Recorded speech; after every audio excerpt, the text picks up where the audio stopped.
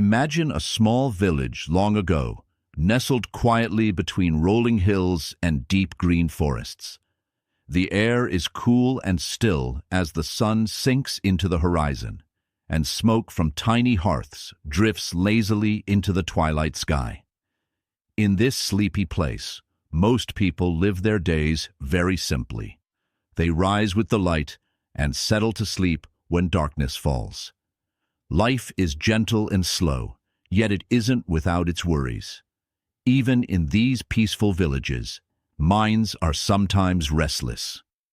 A miller lies on his straw mattress, hands folded across his chest, listening to the distant creak of the mill wheel in the night. His thoughts wander slowly, worrying if tomorrow's flour will turn out fine enough, or hoping that a sick cow will recover before the harvest.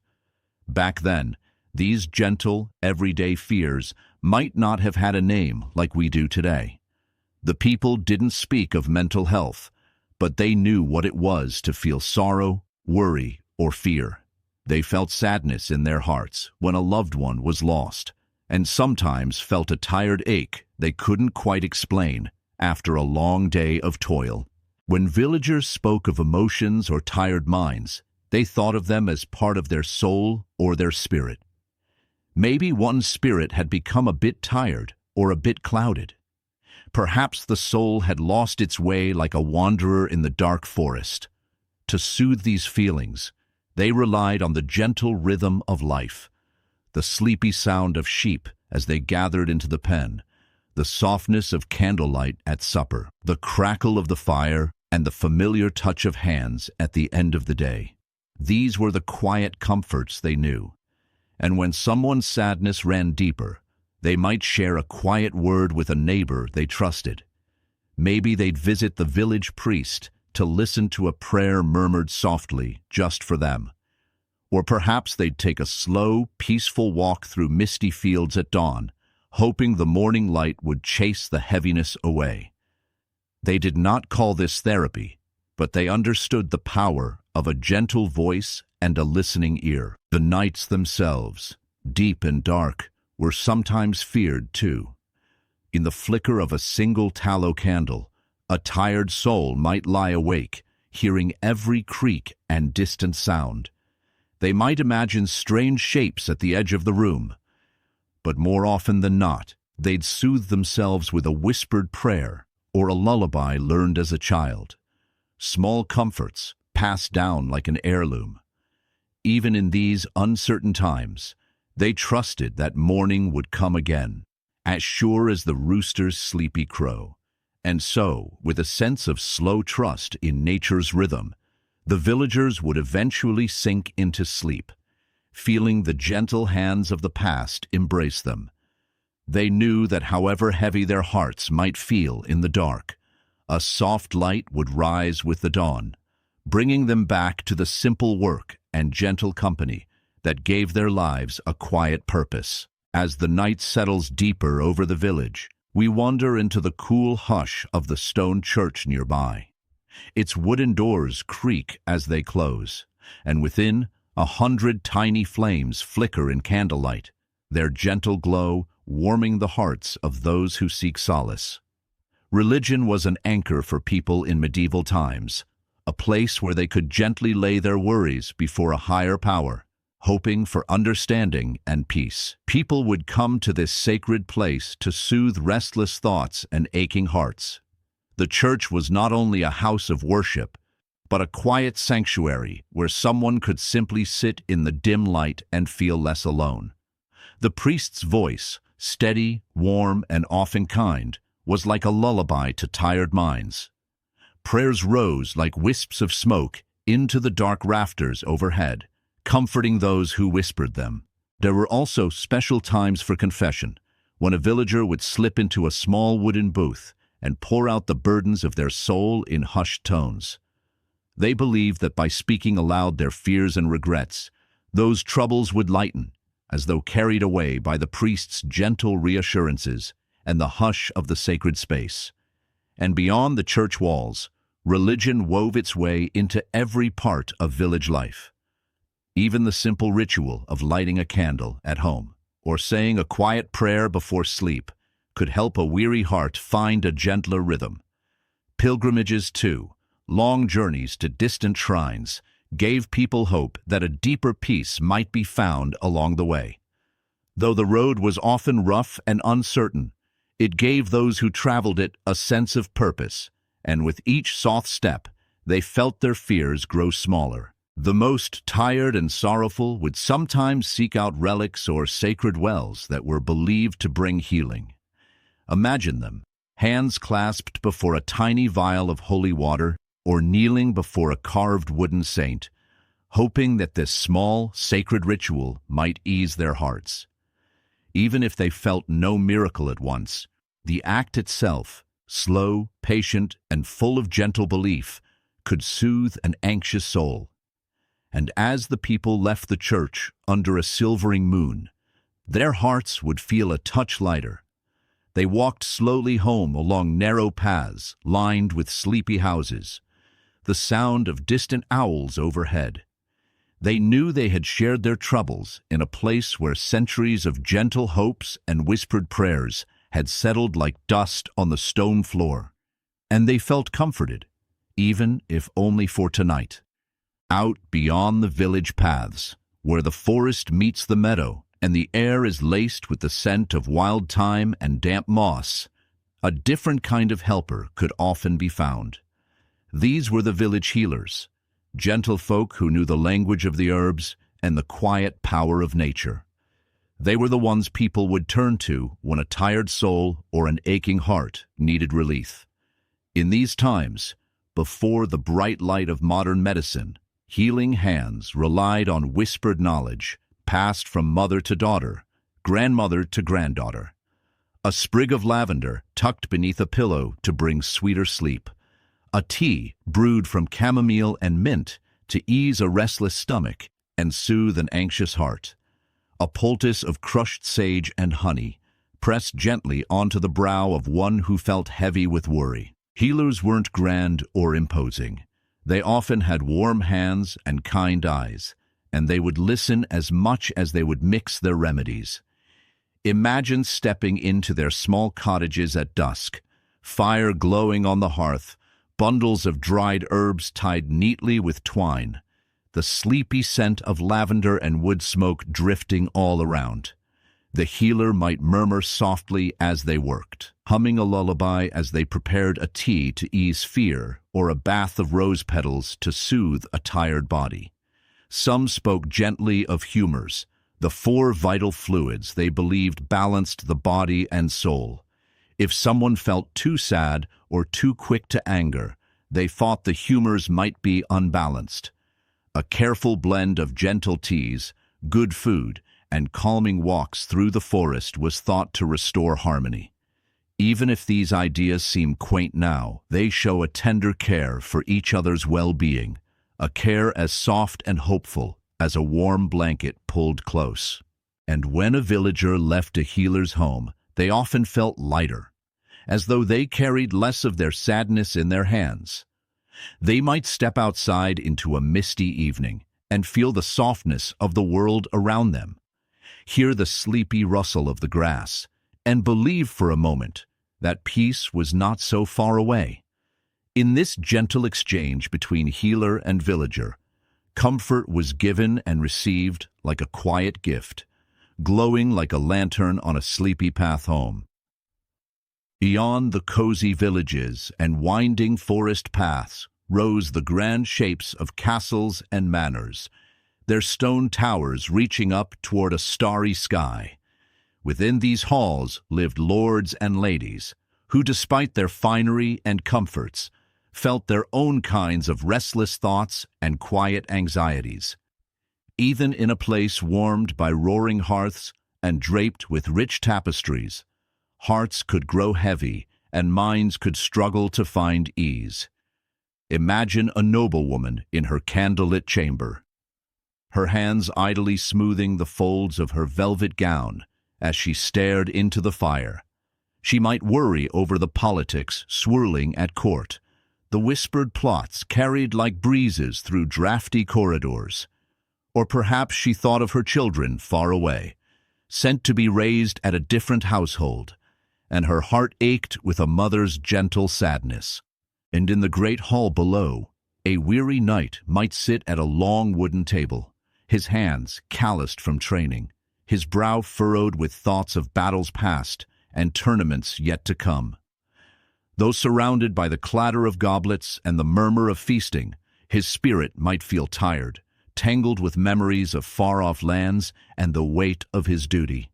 Even the lords who ruled these halls would feel the gentle burden of their role. Every choice they made could touch the lives of those who depended on them. On some nights, they would pace the halls by lantern light, listening to their own quiet footsteps echo across the stone. The softness of sleep would sometimes feel distant, and they would seek solace by gazing up at the moon from a high window, hoping its silvery light might bring them a sense of peace. And yet even these noble hearts found their own sleepy comforts. Music was a balm for their restless thoughts. A gentle lute melody played softly in a darkened chamber could soothe them like a lullaby. Poetry and gentle stories would help them drift into gentler moods, their minds carried far from the troubles of the day. A kind word from a trusted friend, a quiet walk through moonlit gardens, or simply the steady rhythm of a fire crackling in the grate could help them remember that even in grand halls, they too could feel safe, small and sleepy, under the watchful glow of the stars. As the long nights unfolded across the medieval landscape, and the silvery light of the moon spilled gently into every corner, people often turned to stories to make sense of their fears and soothe their restless thoughts. In tiny villages and grand castles alike, superstitions and sleepy legends floated through the dark like soft whispers on a breeze, weaving a gentle, mysterious magic into everyday life. Imagine sitting close to a hearth as an elder began a tale, perhaps of a ghost that roamed the misty hillsides when someone was too sad to sleep, or a kindly fairy who left a sprig of lavender on windowsills to chase away troubling dreams. These stories weren't told to frighten, but to comfort, like an extra blanket pulled close around chilly shoulders. They gave people a way to explain their worries, dressing them up as gentle spirits or nocturnal visitors who could visit briefly and then slip away with the dawn. And oh, the old tales of changelings and enchanted woods. Parents would murmur these stories as sleepy lullabies, their voices like a sleepy wind, rustling the trees. They spoke of places where enchanted wells could drink away sorrow, or hilltops where lantern-light fairies gathered to dance. Gentle images that sparkled in sleepy minds and softened the day's troubles into distant dreams. In some villages, it was believed that if someone felt especially sad or lost, the wind was listening and would sweep their cares up into the clouds overnight. Others thought a sleepy guardian watched by every bedside, keeping watch against ill thoughts so that tired hearts might truly rest. Even though these were just whispered tales, they carried a kind of hush and softness that could soothe a tired soul into peaceful slumber. And as each story gently faded into quiet, it left a comforting sense that they weren't alone. That long ago, too, people looked up at the same gentle stars and hoped for kind dreams. Wrapped in these sleepy superstitions and the gentle embrace of their beliefs, people drifted into rest with a sense that all was held safe and sound until morning. Step outside the cottage just before dawn, when the world is still wrapped in a soft veil of mist, and you'll find some of the gentlest places in a medieval village, the hidden gardens and sacred groves. These were the secret refuges people retreated to when their minds felt heavy or their hearts grew restless. In the morning hush, dewdrops shimmer on rose petals, and the scent of herbs drifts in the still air. Imagine a quiet stone bench, cool beneath your fingertips, as you settle in among lavender bushes and scented blooms. Here, the only sounds are the whisper of leaves stirred by a shy breeze and the distant song of an early bird. People believed that by simply sitting in such a place, breathing in the gentle aromas, they could clear away sorrow like mist under the sun. In grand estates, nobles might stroll through hedged mazes trimmed with boxwood, their footsteps muffled by thick grass. The hush of these green halls offered them a break from courtly chatter and political intrigue. They might pause by a marble fountain, listening to the soft trickle of water, and feel the knot of worry in their chest loosen just a little. But the truest solace often lived at the forest's edge, where shafts of pale light pierced a canopy. Villagers would wander along narrow paths lined with mossy stones, and every step felt like a gentle reassurance. They might gather a handful of wild mint or lemon balm to crush between their fingers, letting the bright scent lift the heaviest thoughts. Even rituals grew out of these places. A soft prayer whispered to a sacred oak, or a simple gift of bread left at a stone circle for the spirits of the grove. Though these rituals were small, they were woven with deep hope that the earth itself could cradle their worries and help them rest. As the sun climbed higher and the village slowly woke, people would return from these green retreats feeling lighter, as though a tender hand had brushed away their fears. They carried with them a piece of that quiet garden magic, a memory of stillness they could recall by closing their eyes that night. And so, whether wrapped in velvet gowns or simple linen, every soul could find a moment of peace in the gentle embrace of blossoms and trees. Here, in these medieval mind-soothing spaces, the heart learned again to breathe slowly, and to trust once more in the soft rhythm of the world. As the soft glow of dusk deepens into a velvet night, let us rest a moment and reflect on the gentle journey we've shared through medieval lives and hearts. We've wandered cobblestone lanes, sat in candlelit churches, breathed in the scent of healing herbs, and strolled through moonlit gardens. Now it's time to draw a soft blanket of comfort over our thoughts and bid the past a tender good night. In those long-ago days, people moved to the hush of nature's rhythm. They rose with the lark and slept with the owl, trusting that each tomorrow would come with its own gentle light. They soothed heavy hearts with whispered prayers, shared stories around crackling fires, and found rest in the hush of sacred groves. Though they spoke no modern words of mental health, they knew the power of simple comforts: a listening ear, a cup of chamomile tea, a soothing melody carried on the night breeze. As you close your eyes tonight, imagine yourself in a quiet village at the edge of a forest. Feel the soft moss beneath your feet and hear the distant drip of dew from the leaves. Picture a single lantern swinging gently in the night, casting dancing shadows that lull your mind to ease.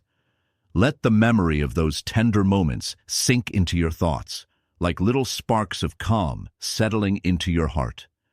Remember the miller at his straw mattress, the noblewoman gazing at moonlit towers, the healer humming a lullaby over fragrant herbs, and the pilgrims walking soft earth paths toward distant shrines. In each of their stories, there is a shared longing for rest, a reminder that no matter how weary the heart, peace can be found in simple, quiet acts. So tonight, whisper your worries into the night air, as they did. Let them drift away like leaves on a stream. Imagine that gentle guardian of old, keeping vigilant watch beside your bed, guiding your dreams toward fields of lavender and soft dawn light. Trust in the same promise they held, that morning always follows night, bringing with it hope, renewal, and gentle beginnings. And now, as sleep draws near, may your dreams carry you through soft meadows, candlelit chapels, and flowered groves. May you rest wrapped in the cozy embrace of history's kindest moments. Good night, dear listener. May your heart be light, your mind be calm, and your spirit find the sweetest of slumbers until the sun greets you once again.